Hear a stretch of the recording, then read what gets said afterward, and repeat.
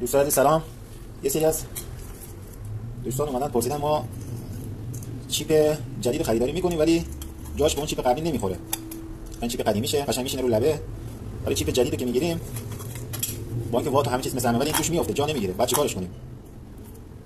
فابریک خودش گیر نمیاد تو بازار. من راحتی که بهتون میدم چیکار کنید، شما چیپ قبلی خودشو میارین و تقریبا تو مرکز قرار میدین. بهترین حالت.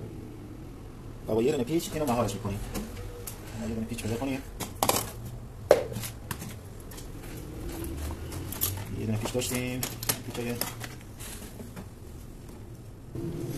دونه پیچ پیدا کردم، پیچای سرمته. ببینید قشنگ با پیچ شارژی راحت تر.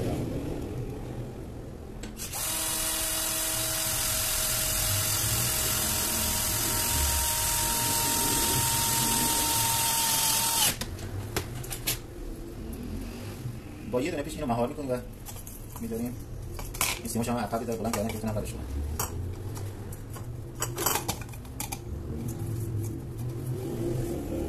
بهیمش هم بزنم خدمتتون.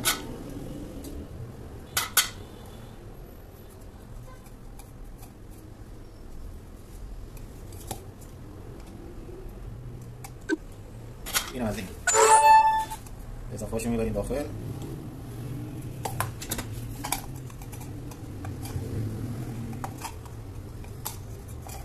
تست نهایی هم میگیریم ازش.